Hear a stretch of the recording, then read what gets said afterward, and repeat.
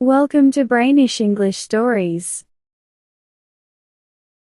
I remember the beginning very clearly. It felt like going up and down like a seesaw. Sometimes I felt good, and sometimes I felt bad. After saying yes to his request in the city, I had some very bad days. I started to feel unsure again. I even felt I had made a mistake. In this worried state, I spent many long hours in a coach, a kind of old carriage. The coach bumped and moved from side to side. It took me to the place where someone from the house would come to meet me. I was told that a vehicle would be sent for me. And yes, at the end of that June afternoon, I found a big, comfortable carriage waiting for me. We started driving. The weather was lovely and the countryside was beautiful.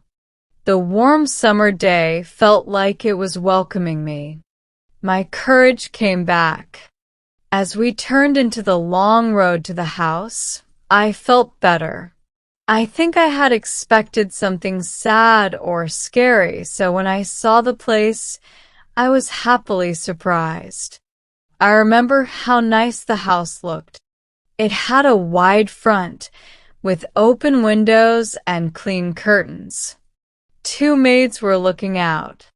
I saw the green lawn, the bright flowers, and I heard the sound of the wheels on the gravel. In the sky, birds flew around the tops of the trees and made loud calls. The place looked big and special. It was very different from my small home. At the door, a kind woman came out with a little girl. She gave me a polite curtsy, like I was someone important. Before this, in Harley Street, I had thought the house would be smaller. Now I thought the man who hired me must be a real gentleman. It felt like he had given me more than he had promised. I felt happy all evening. I didn't feel sad again until the next day. I was very happy to meet the younger child I was going to teach. The little girl with Mrs. Groves looked so sweet and lovely. I felt lucky to work with her. She was the most beautiful child I had ever seen. Later, I wondered why my boss didn't tell me more about her. That night, I didn't sleep much. I was too excited. I remember feeling surprised by how well I was treated. My room was large and beautiful. It was one of the best rooms in the house. The bed was big and elegant. The curtains were thick and decorated. The mirrors were tall, and I could see my whole body in them. Everything in the room was beautiful, just like the little girl. It all felt like a special gift. Also, from the first moment, I got along well with Mrs. Groves. While riding in the coach, I had worried about our relationship, but it went very well. The only strange thing was that she seemed too happy to see me. She was a big, simple, clean woman, and she tried to hide how glad she was. I wondered even then, why did she not want to show her feelings? If I had thought about it too much, it might have made me feel worried. But I felt calm knowing there was nothing to worry about when I thought of my sweet little girl. The picture of her lovely face made me feel happy. I think it was because of her beauty that I felt restless that night. Before morning came, I got out of bed a few times and walked around my room. I wanted to look at everything and enjoy the view. I looked out of the window at the soft, early morning light. I looked at the parts of the house I could see. I listened carefully because in the quiet, I thought I heard something. At one moment, I thought I heard a child crying softly, far away. Another time, I thought I heard someone walking past my door, just a light step. But these sounds were not very clear. So I told myself they were just my imagination. Now I only remember them because of things that happened later. Watching, teaching, and helping little Flora felt like a happy and important job. We had agreed downstairs that from now on, Flora would sleep in my room. Her small white bed was already ready for her. I had agreed to take care of her completely. She had stayed with Mrs. Groves that night only because I was new to the house and Flora was a little shy. Even though she was shy, Flora was very open and brave about it. She let us talk about her shyness without feeling bad. She looked peaceful and sweet, like one of the holy babies in Raphael's paintings. I was sure she would like me soon. I also liked Mrs. Groves more and more. I could see she was happy that I liked Flora so much. We had supper together with 4 tall candles on the table. Flora sat in a high chair with a bib, smiling at me across the table while eating her bread and milk. Some things we couldn't say out loud in front of Flora. So we just smiled at each other and gave little hints with our eyes. I asked Mrs. Groves, "And the little boy, does he look like Flora? Is he also very special?" We didn't want to say too many nice things in front of the child, but she said, "Oh, miss, he's very special. If you like this one," she smiled at Flora, who looked at both of us with her calm, happy eyes, not stopping us from talking.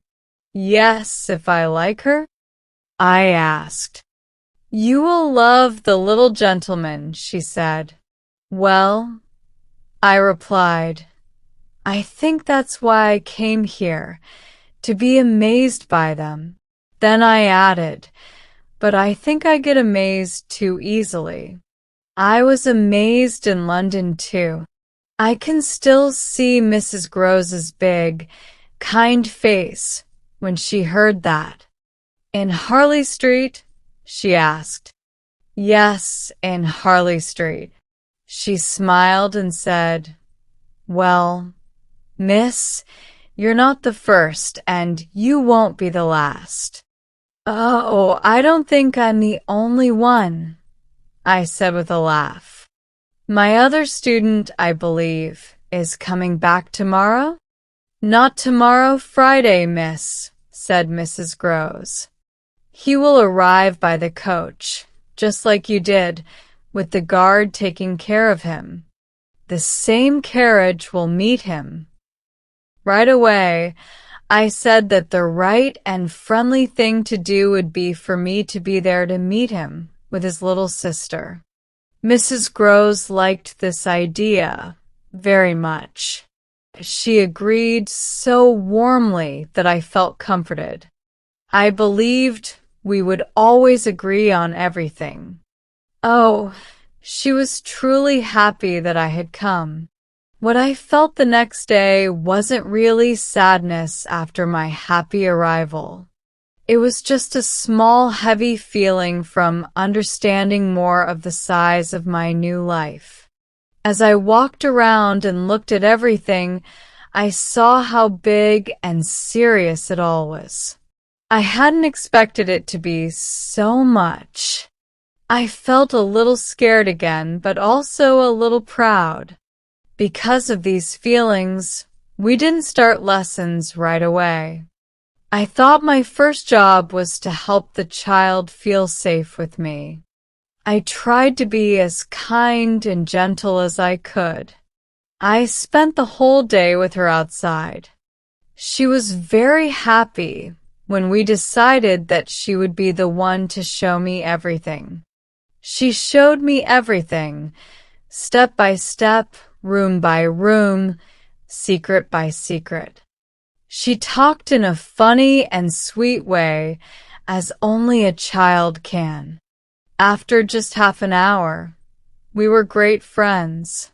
Even though she was very young, I noticed her bravery and confidence during our little tour. In empty rooms and dark hallways, on old staircases that made me stop, and even at the top of an old square tower that made me feel dizzy, she walked without fear. She kept talking, telling me many things without asking many questions. Her voice sounded like music and made me want to keep going.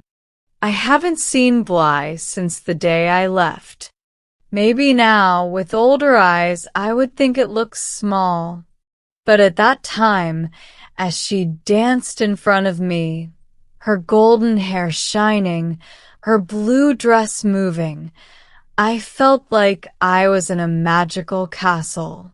It felt like she was a fairy, and I was inside a fairy tale better than any storybook. Wasn't it just like a dream from a storybook? No, it was a big, old, and sometimes ugly house. But it was also useful. Some parts of it were even older and had been partly replaced and reused. I imagined that we were like a small group of people lost inside a huge, floating ship. And strangely, I was the one guiding the ship.